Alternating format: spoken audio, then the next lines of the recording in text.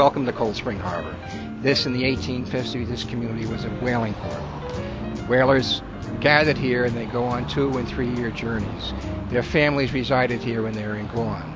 The captains lived in the buildings. The mates lived in the buildings. They were hotels that serviced the guest facilities that were here. Thousands of people would come here to this port of entry in the 1850s and 1860s.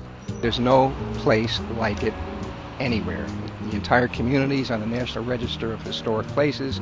It's the only community on all of Long Island, perhaps in all of New York State, that affords somebody who comes here a renowned whaling museum, a firehouse museum, the DNA Learning Center, the Cold Spring Harbor Laboratory. We have an extraordinary port and harbor. We have shops that have everything to offer anyone. This is a colonial house that was then restored in the Victorian styles in about the 1850s. The homes across the street date a little bit earlier. They're from the 1820s, and they were built with wood from whaling ships. The people in that period were very frugal. Whenever there was a piece of wood laying around, somebody picked it up and they reused it.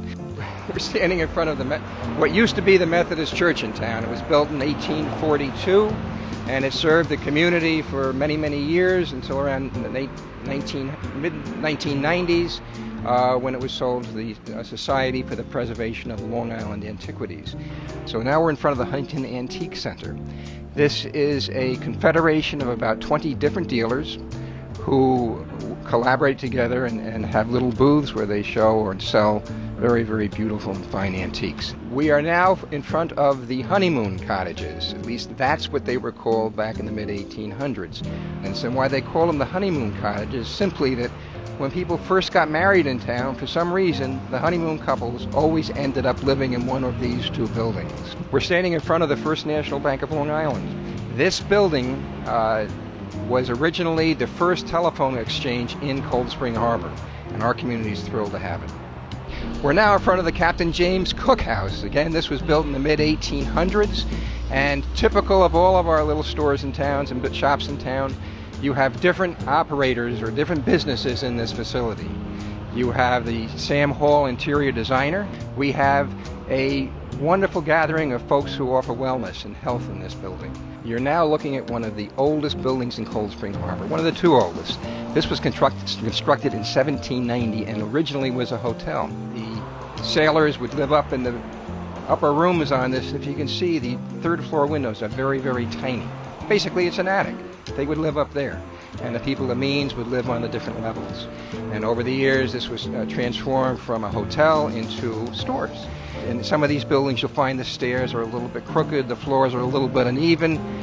You have the rooms that serve as the retail areas that have the fireplaces, because that's the way they used to live. Nothing was really level. If it fit and worked, they used it. We don't have aluminum siding. We don't have make-believe brick on the walls. We have the real thing. Very few communities have a main street like ours where you have traffic. 29,000 cars go through here each day.